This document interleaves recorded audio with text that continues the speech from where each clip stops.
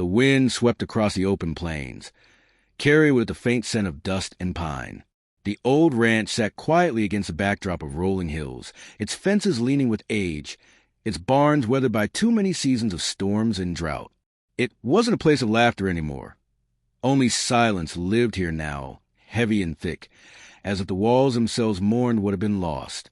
Clara tightened her shawl around her shoulders as she stepped off the wagon that had brought her from town. She wasn't here to start a new life. No, she had long given up on dreams of belonging. She was a widow, left alone too early, carrying the weight of whispers that followed her everywhere. Folks in town said she was unlucky, too much trouble, and unwanted. She'd grown used to those words, though they cut like cold steel every time. The only reason she had agreed to come to this ranch was because they needed help and she needed the work. Nothing more. From a porch, Jacob watched her with guarded eyes. He was a tall, broad-shouldered cowboy whose had shadowed most of his face, but there was no mistaking the grief carved into his features. His wife had been gone nearly 2 years now, taken suddenly by illness that even prayer couldn't chase away. Since then, he had lived each day in silence, pouring his strength into chores and cattle, but nothing could fill the emptiness she left behind. His boy, Samuel, clung to him like a shadow, lonely, restless, and confused by a world that had stolen his mother. The ranch had once been filled with warmth, the smell of bread baking, laughter echoing from the kitchen, and a woman's gentle hand smoothing the rough edges of their lives. Now, there was only the sound of boots on wooden floors and the cry of the wind through the cracks in the barn. Jacob told himself he didn't need anyone, that he could raise his son alone. But even he knew a boy shouldn't grow up in silence. Clara felt the weight of that silence the moment she stepped through the door. The house was tidy but cold, as though someone kept alive only out of duty. Dust gathered in corners, and the table, though polished, looked as though it hadn't seen a proper meal in a long time. Samuel peeked at her from behind his father's leg, his wide brown eyes full of curiosity and mistrust. He didn't speak, just stared as though testing whether she was real, or whether she, too, would vanish like his mother. "I'll keep to myself," Clara said softly, setting her small bag down by the door. Her voice trembled, though she tried to sound steady. "I'll cook, clean, and do what needs doing. That's all." Jacob gave a short nod. "That's all I ask." Yet even in those few words, an unspoken truth lingered between them. Both of them carried wounds the other couldn't see. Both had lost something too dear to ever be replaced. And though they stood only a few feet apart, it felt as if a canyon stretched wide between them. The first days passed slowly, each one heavy with awkward silence. Clara rose early, tending to the kitchen and sweeping the dust that never seemed to end. She cooked meals, though Jacob often ate in silence, his hat resting on the chair beside him as though it were a shield. Samuel, little by little, inched closer to her, watching her hands as she kneaded bread or stirred soup. He didn't speak much, but once Clara caught him smiling faintly when she hummed an oldham under her breath. At night, Clara would retreat to the small room at the back of the house. Alone with her thoughts, she wondered why she had agreed to come. This ranch wasn't hers. This family wasn't hers. And yet, as she lay awake listening to the faint creak of the old house, she couldn't ignore the pull in her chest. The boy's quiet eyes haunted her. The cowboy's grief mirrored her own. Perhaps, she thought, that was why she had come. Not for wages, but because, deep down, she was tired of carrying her sorrow alone. Jacob, too, found himself unsettled. He had expected a worker, someone who would lighten the burden of chores. But Clara wasn't just a worker. She moved through the house with a quiet grace, softening the edges of silence he had grown used to. He didn't know what to make of it. He didn't want to grow attached, didn't want Samuel to hope for something that might not last. He told himself she was temporary, just another hand passing through. But at night, when he watched his boy follow her with wide, searching eyes, he felt a pang of guilt, and something else he didn't dare name. The ranch, though still weary, began to change. The smell of warm bread returned. The sound of gentle humming filled the evenings. And once, just once, Jacob caught Samuel laughing softly at something Clara said. It was a sound Jacob hadn't heard in far too long. It pierced through his chest, both painful and beautiful. Still, the walls around his heart stood tall. And Clara, though she offered kindness, kept hers too. Two broken souls under one roof, circling one another carefully, both afraid of what it might mean to truly feel again. Outside, the horizon stretched endlessly, wild and untamed. But inside the lonely ranch, something fragile had begun to stir, a flicker of warmth, the faintest whisper of belonging. Neither Clara nor Jacob would admit it yet, but destiny had already drawn them together, setting the stage for something far greater than either of them had imagined. The days that followed carried the rhythm of routine, but beneath the surface, tension lay like cracks in dry earth. Clara worked hard from sunrise to sundown, scrubbing floors, baking bread, washing clothes until her fingers ached. She moved about the ranch house with quiet determination, filling the silence with the hum of chores. And yet, no matter how much she tried, she couldn't shake the feeling that she was trespassing in a life that wasn't hers. Jacob, true to his nature, remained distant. He spoke when necessary, short instructions, curt acknowledgments, but his voice carried no warmth. He wasn't cruel, only guarded, as though every word risked opening a wound he wasn't ready to show. Clara felt his watchful eyes often, especially in the kitchen where she moved about preparing meals. It was clear he needed her help, but equally clear he wanted nothing more than that. He didn't want her friendship. He certainly didn't want her heart. At first, Clara tried not to mind. After all, she hadn't come seeking closeness. She told herself she was here for the work, nothing more. Yet the more she settled into the house, the more she noticed how Jacob's silence pressed against her, reminding her she didn't belong. When she set food on the table, he ate with his head bent low, avoiding her eyes. When she cleaned the rooms, he would retreat to the barn, as though her presence made him restless. The distance between them wasn't just unspoken, it was deliberate. Samuel, however, seemed untouched by his father's silence. The little boy shadowed Clara with a quiet devotion that caught her off guard. He followed her to the kitchen, pulling at her skirts to show her small treasures, a smooth stone, a feather, a piece of twine he had found outside. When she hummed while working, he would sit cross-legged on the floor, listening as though the sound itself was magic. Once, she turned to find him holding a small wooden horse, the paint chipped from years of play. He pressed it into her hand without a word, as though entrusting her with his most precious possession. It was Samuel's presence that softened the sharp edges of her loneliness. With him, she didn't feel like an intruder. She felt needed. When she tucked a blanket over his shoulders as he dozed on a rug, or when she laughed softly at his clumsy attempt to mimic her humming, Clara caught glimpses of something she hadn't felt in years, a sense of family, however fragile. But even that warmth carried danger. Clara knew better than to grow attached. She had lived through the sting of being unwanted before. Neighbors whispering that she was cursed, relatives turning her away because she was a widow with no fortune. She had promised herself never to linger too long where she wasn't truly welcome. And Jacob's cold reserve was all the reminder she needed. One evening, as she cleared the supper dishes, Jacob finally spoke more than a few words. His tone was even but distant, as though he were speaking through a wall. "You're doing fine here," he said, not meeting her eyes. "But don't mistake this for anything more. My boy needs care. That's all this is." Clara's hands froze on the dish she was drying. She forced herself to nod. "Of course," she murmured, her voice barely audible. She wanted to say she hadn't mistaken it for anything more. But deep down, the word stung because she feared she had. That night, lying awake in her small room, Clara stared at the ceiling, her chest tight with unease. She replayed Jacob's words, hearing the message behind them. Don't get too close. Don't belong here. She thought of Samuel's trusting eyes, of his small hand clutching hers, and her heart ached. The boy needed her, but his father did not want her here. The decision began to form in her heart, like a shadow spreading across the floor.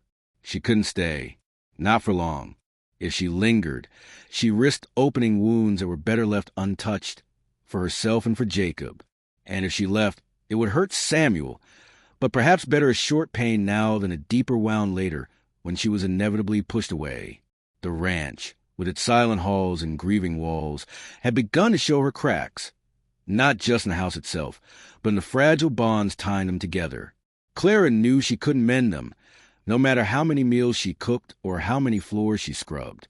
She was only passing through, and soon, she told herself, she would leave before those cracks swallowed her whole. Clara had been thinking about it for days, and tonight she finally found the courage to act. The decision pressed heavy against her chest, but she knew it was the only way forward. After Jacob's cool dismissal and the constant reminder that she was not meant to belong here, her heart couldn't endure much longer. She moved about the small room quietly, folding her few belongings into a worn satchel. The night was still outside, the cicadas humming their endless song, the moonlight spilling pale across the wooden floorboards. Each creak of the boards beneath her feet seemed to accuse her, but she pressed on, whispering to herself, "It's better this way. It has to be." She glanced once around the small room that had, for a brief moment, felt like hers. The quilt folded at the edge of the bed, the little vase Samuel had placed on the windowsill with wild flowers he'd gathered. She brushed her fingers over the petals, wilted now, and swallowed hard. A part of her wanted to stay, but she reminded herself, staying meant hope, and hope always came with heartbreak. Slipping on her shawl, Clara picked up her satchel and eased the door open. The ranch lay wrapped in silence, the wooden halls shadowed and still. She stepped softly, careful not to wake anyone, her heart pounding with each step toward the door. The cool night air touched her face as she pushed it open, and she paused on the threshold, looking at the wide, dark stretch of land. A future unknown, but safer than the ache she would find as she stayed.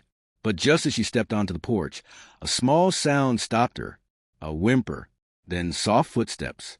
Clara turned, startled, to see Samuel standing in the hall, clutching the edge of his blanket.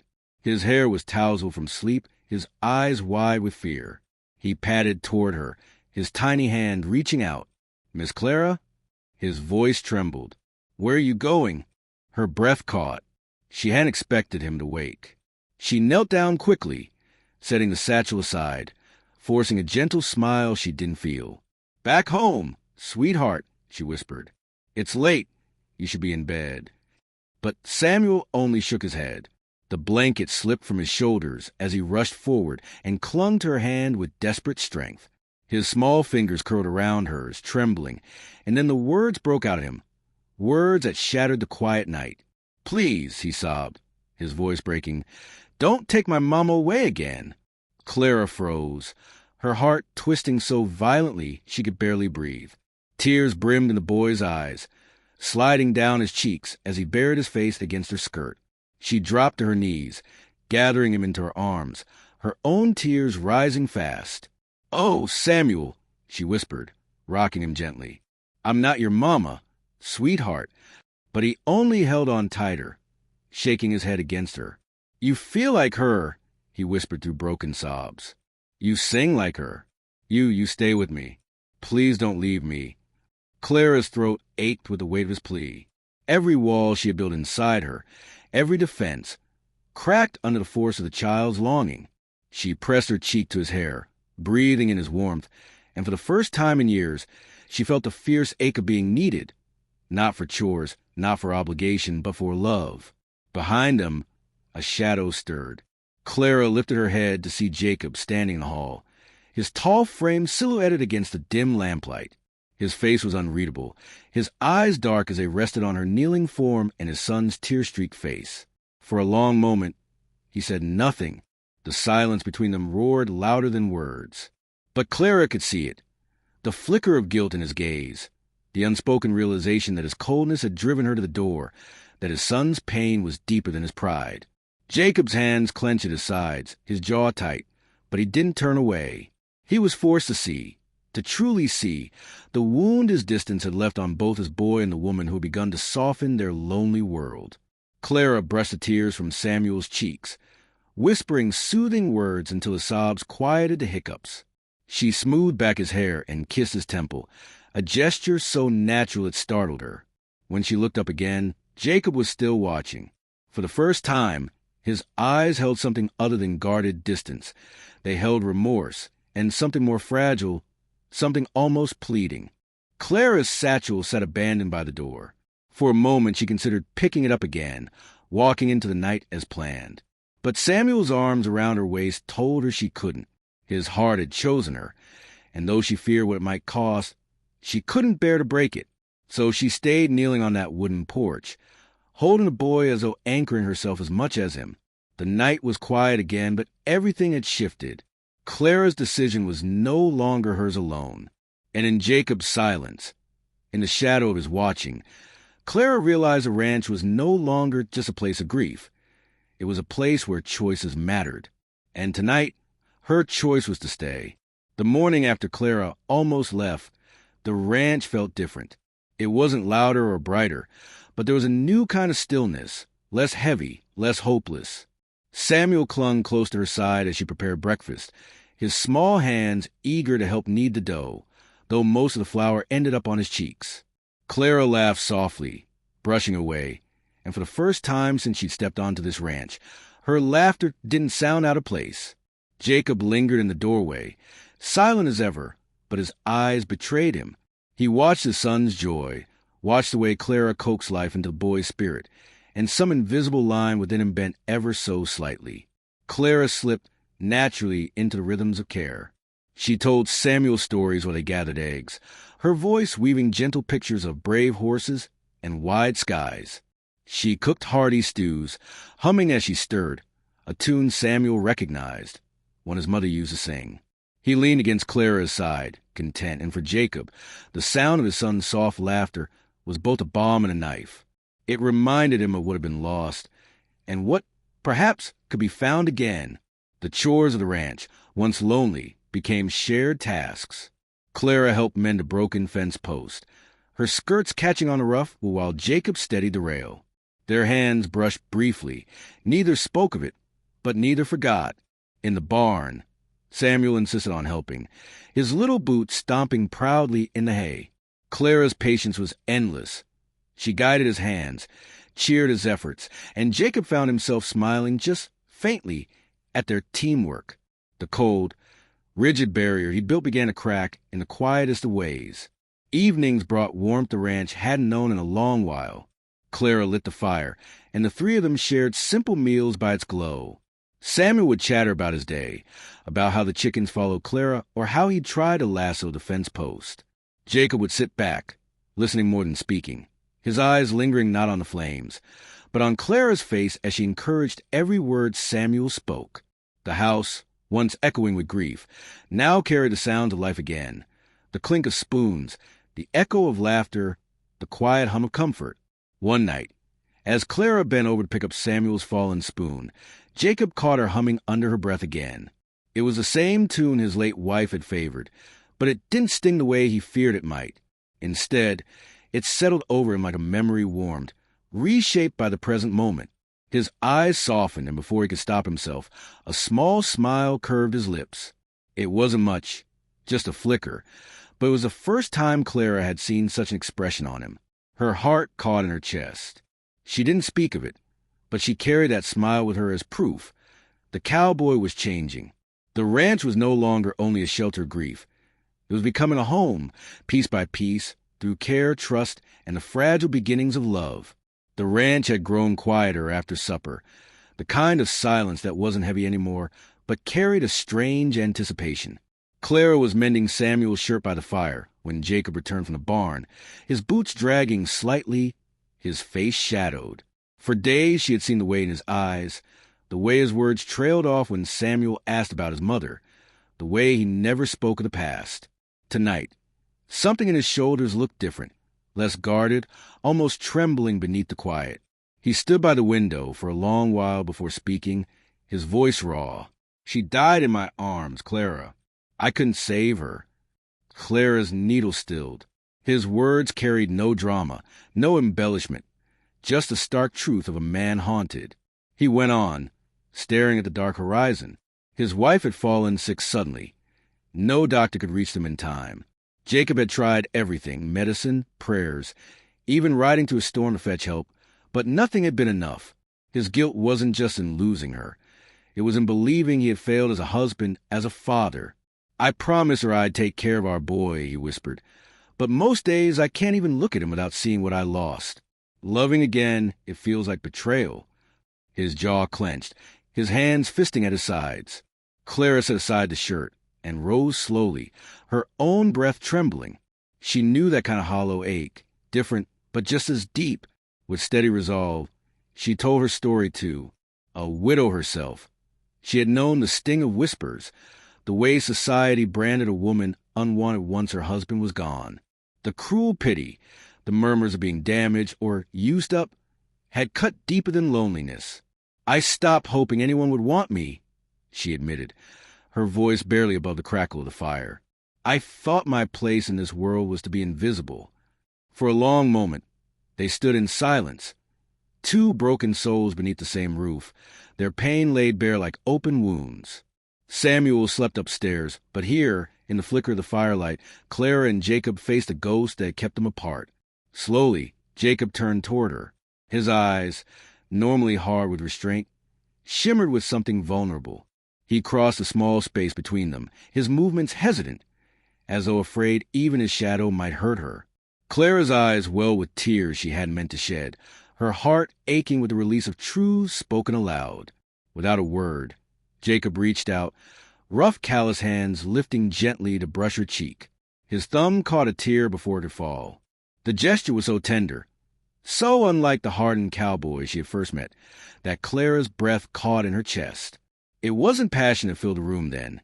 It was something deeper, the silent vow of two broken people daring to carry each other's pain. In that fragile moment, the walls they had built around themselves cracked. Neither promised forever, neither dared name what was growing between them. But for the first time, they weren't alone in their grief. They were each other's shelter, each other's mirror, each other's quiet healing. And as Jacob's hand lingered against her cheek, Clara leaned ever so slightly into his touch, finding in his strength the comfort she hadn't known she craved. The Saturday sun had barely risen when Jacob took Clara and Samuel into town. It was supposed to be a simple trip, supplies for the ranch, maybe a quiet meal before heading home. But the air shifted the moment they stepped onto Main Street.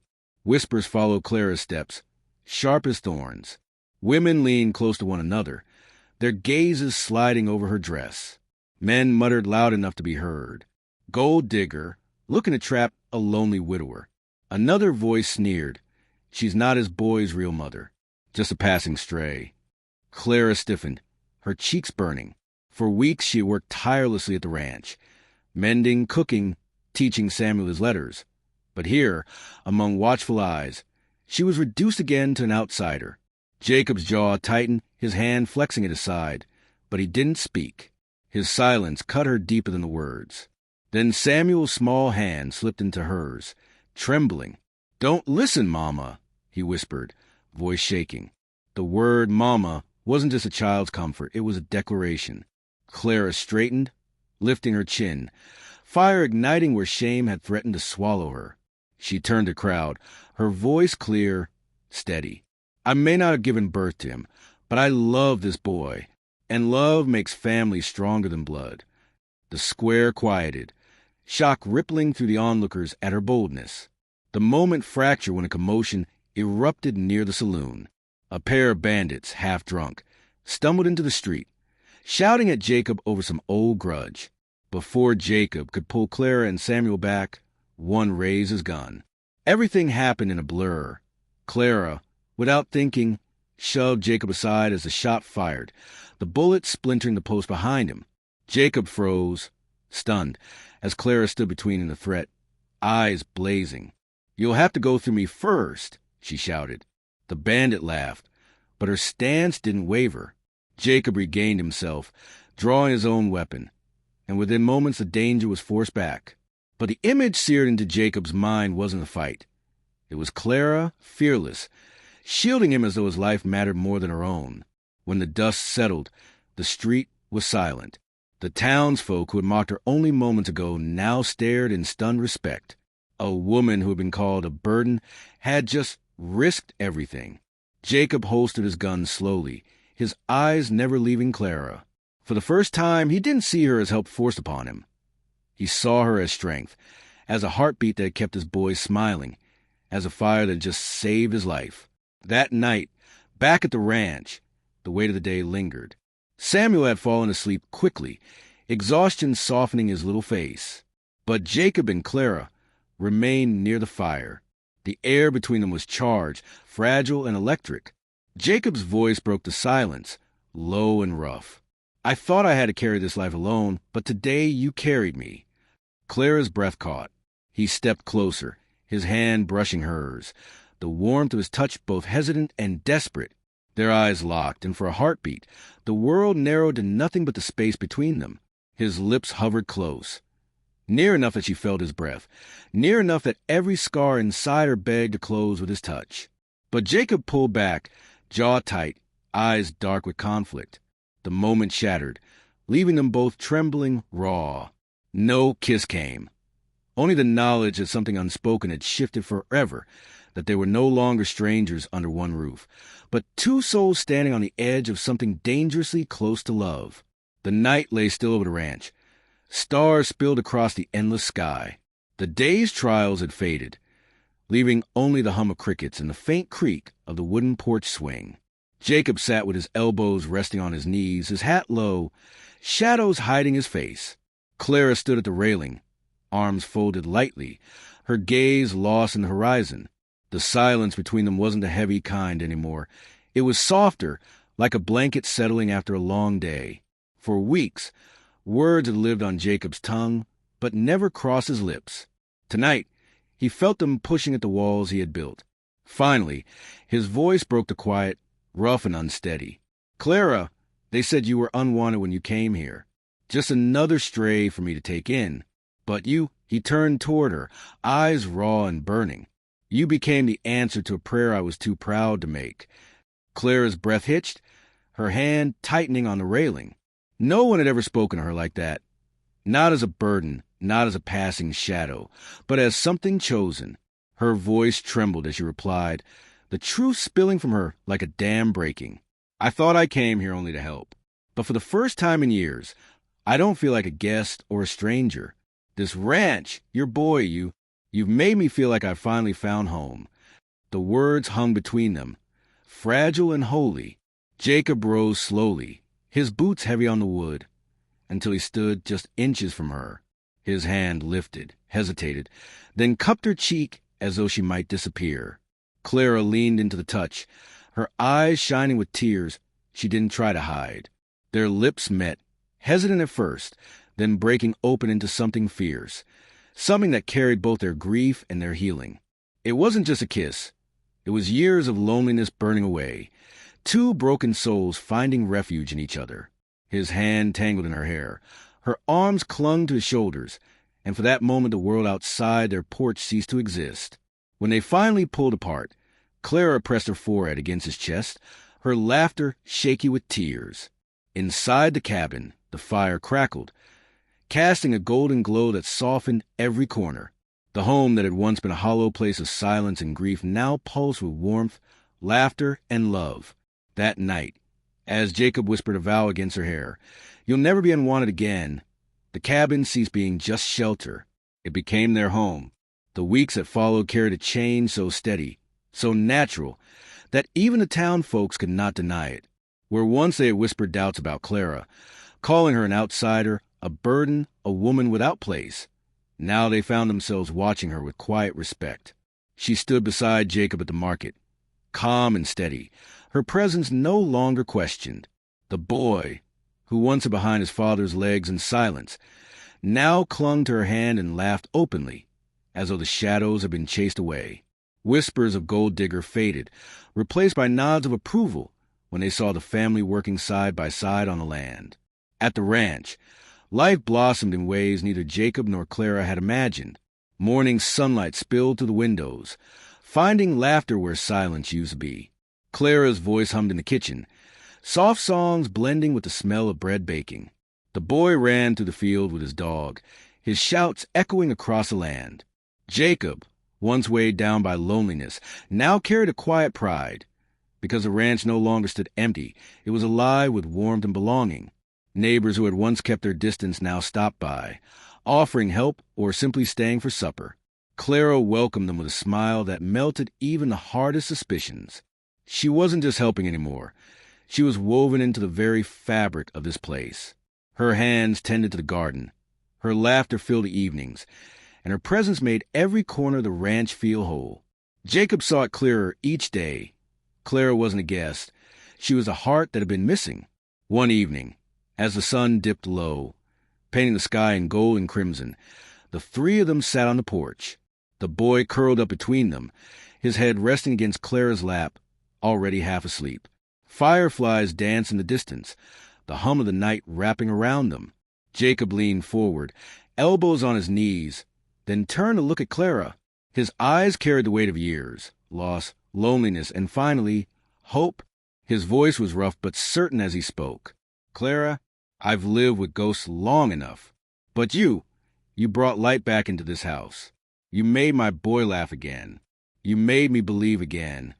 He paused, his hand covering hers, steady and sure. You'll never be unwanted again. You are my heart, my home, forever. Clara's eyes brimmed with tears, but her smile was radiant, trembling with joy. She whispered back, her voice breaking, "And you are mine." For the first time, she wasn't a widow running from the past, nor a stranger trying to prove her worth. She was loved fully and completely, and she belonged. The horizon stretched wide and clear before them, no longer shadowed by grief or doubt. The ranch that once felt like a place of sorrow now stood as a sanctuary of love and family. As the night deepened and stars lit the sky, their home glowed warm behind them, a promise kept, a vow sealed, and a love eternal.